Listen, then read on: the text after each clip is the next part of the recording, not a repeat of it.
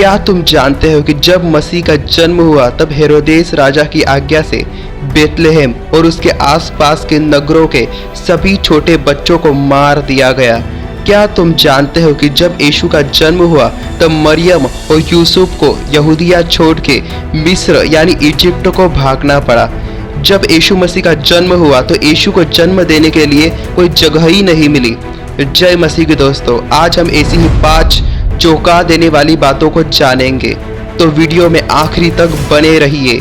Video को बिना skip किए पूरे वीडियो को देखते रहिए। नंबर 1, यीशु के जन्म होते ही मूर्ति पूजकों ने की उसकी पूजा। हाँ, ये सच है। जब यीशु का जन्म हुआ तो सबसे पहले मूर्ति पूजकों ने उसकी पूजा करके उसे चढ़ावा चढ़ाया था। दरअसल इसकी पूरी कहानी मैं आपको सुनाता हूँ। इजराइल के पूर्व में सीरिया और जॉर्डन है। इन दोनों देशों के ज्योतिषी जो तारों, ग्रहों और कनानी देवता मेकेल की पूजा करते थे, इन ज्योतिषियों ने आकाश में एक नया बड़ा तारा देखा और अनुमान लगाया कि जगत का उद्धार करता जगत में जन्म लेने वाला है। उस तारे का पीछा करके यरूशलेम में आके हेरोदेस राजा से पूछा कि यहूदियों का राजा जिसका जन्म हुआ है कहाँ है। तब हेरोदेस राजा घबरा गया कि उसकी राजगद्दी कोई छीन ना ले और ज्योतिषों से कहा, उस बालक के विषय में ठीक जानकारी इकट्ठा करके मेरे पास आओ और मुझे बताओ कि मैं भी उस बालक की पूजा कर सकूं। क्योंकि राजा यहूदी थे तो भी रोमी देवता बृहस्पति को मानते थे। हेरोदेस राजा की मंशा यीशु को मारने की थी। सो ज्योतिषियों ने राजा की बात सुन के बालक का दर्शन करने के लिए चल पड़े और वह बड़ा तारा भी उनके आगे आगे चला और जहाँ यीशु का जन्म हुआ था उस जगह के ऊपर आके ठहर गया।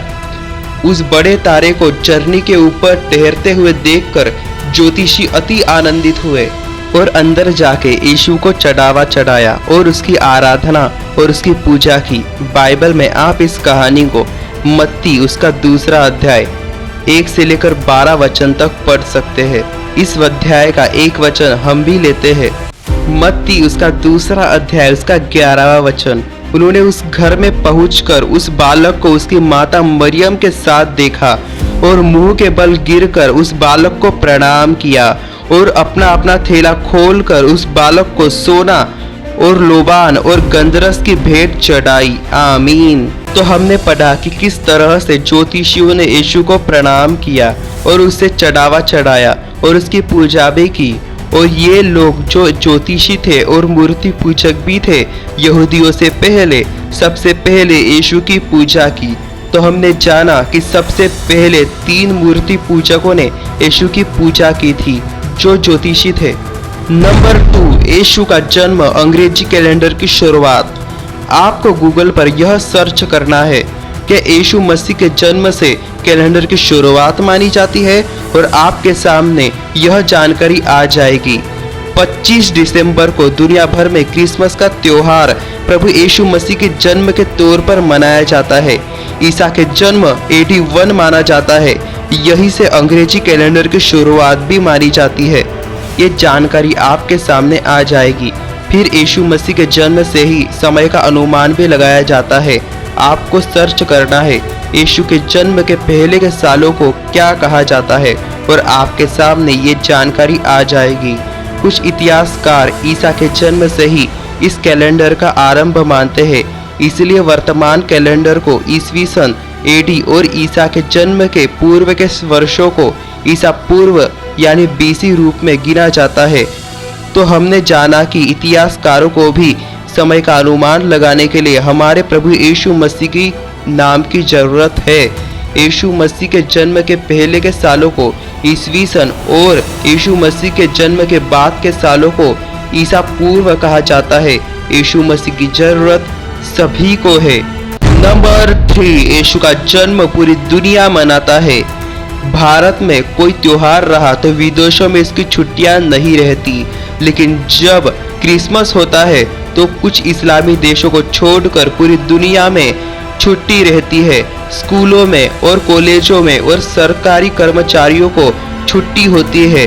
हालांकि कुछ काम धंधे चालू रहते हैं, लेकिन सरकारी काम काज और स्कूल और कॉलेजों को छुट्टी ही रहती है। लेकिन ये बस भारत में है, विदेशों में हर प्रकार का काम धंधा बंद होता है। क्रिसमस के दिन परमेश्वर ने कुछ ऐसा किया है कि पूरी दुनिया, फिर वो कोई भी धर्म जात का हो, खुशियां मनाता है। इस दिन सबसे ज्यादा दान पुण्य किए जाते हैं।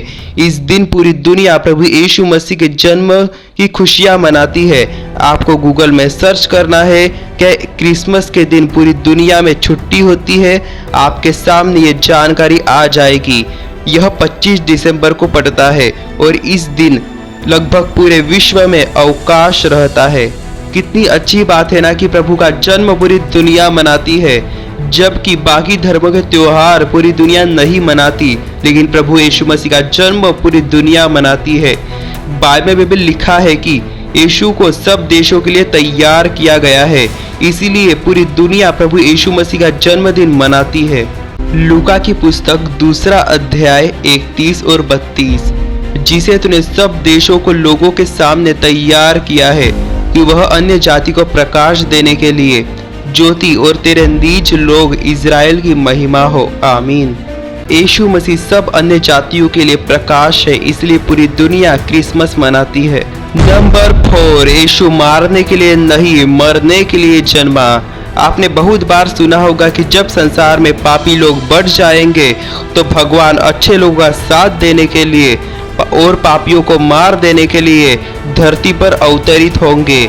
लेकिन बाइबल में लिखा है, लूका उसका 5वां अध्याय उसका 32वां वचन, मैं धर्मियों को नहीं परंतु पापियों को मन फिराने के लिए बुलाने आया हूँ। आमीन। तो सुना आपने कि यीशु पापियों को मारने के लिए नहीं परंतु पापियों पर दया करके उन्हें बचाने के लिए आया है, कि आखिर पापियों को भी एक मौका दे, क्योंकि प्रभु अच्छे और बुरे दोनों से प्रेम रखता है।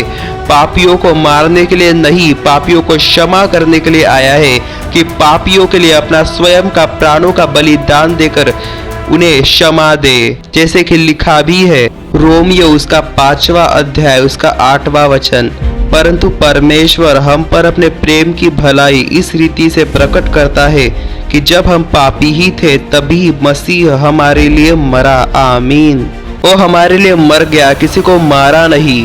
वो गाली सुनकर भी प्रेम से बोलता था, लोग उसे घाव देते थे तो भी वो लोगों को चंगा करता था, लोग उसका अनादर करते थे तो भी वो सभी मनुष्यों का आदर करता था, लोग उसे धिक्कारते थे तो भी उसने सभी पापियों को स्वीकार किया। पतरस ने उससे कहा, हे प्रभु मेरे पास से चला जा, क्योंकि मैं पापी मनुष्य हूँ। पतरस नहीं जानता था कि वो पापियों को बुलाने आया है। जब पतरस ने जाना कि वो पापियों को बुलाने आया है, तब उसका प्रचार किया। हमने जांच पड़ताल करके और ढूंढ ढांड करके उसे महान कहा और प्रभु कहा। कथा कहानियां सुन के उसे प्रभु नहीं कहा, परंतु संपूर्ण जांच करके और विश्वास से उसे प्रभु का प्रभु यीशु प्रभु कहते हैं, क्योंकि उसने हमारे लिए अपने प्राण दे दिए, क्योंकि हम पापी थे परंतु अब उसके द्वारा पवित्र और शुद्ध है। आमीन।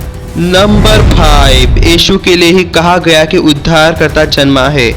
दुनिया में बहुत से लोग आए, लेकिन किसी के जन्म के पहले ऐसी बातें नहीं कही गई कि उद्धारकर्ता जन्मा है। लेकिन जब यीशु का जन्म होता है तो यह सुसमाचार सुनाया जाता है कि उद्धारकर्ता जन्मा है। दुनिया में किसी के लिए नहीं कहा गया कि उद्धारकर्ता जन्मा है, लेकिन जब यीशु का जन्म हुआ तो यह कहा गया।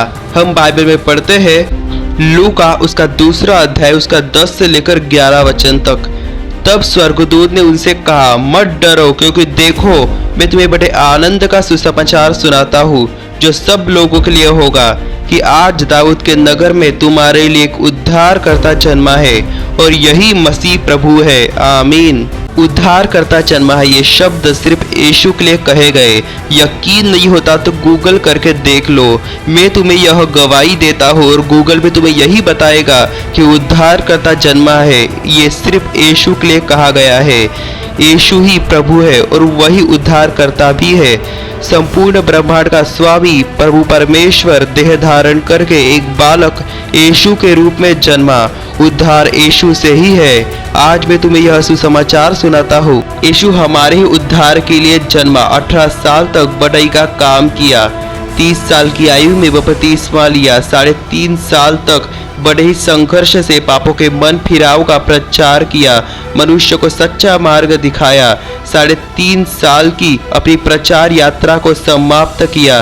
33.5 साल में उसे बिना कोई गुनाह किए पकड़ लिया गया, उसके कपड़े फाड़े गए और उस पर थूका गया, उसका अपमान किया गया, उसे 39 कोड़े मारे गए। घायलता की हालत में उस पर 136 किलो से ज़्यादा वजन वाला क्रूस उस पर लाद के उसे दूर तक ले जाया गया। उसके हाथ पाँव में आपके और मेरे क्षमा के खातिर खिले ठोके गए। अंतिम में उसके मस्तक पर कांटों का मुकुट पहनाया गया और उसके मरने के बाद भी सिपाही उसके फसली में भाले से छेद किया। आखिर में उसे कब्र में रखा गया और यीशु 3 दिन के बाद जी उठे और 500 से ज़्यादा लोगों को दिखाई दिए और 40 दिन तक अपने चेलों के साथ रहा और बाद में स्वर्ग में जिंदा चला गया। सो अब मैं तुम सबको समझाता और सिखाता हूँ कि तुम अपने पापों से फिरो और पापमय जीवन को छोड़ दो और यीशु को प्रभु मान के स्वीकार करो, तो तुम अनंत जीवन का दान पाओगे, क्योंकि प्रभु आने वाला है।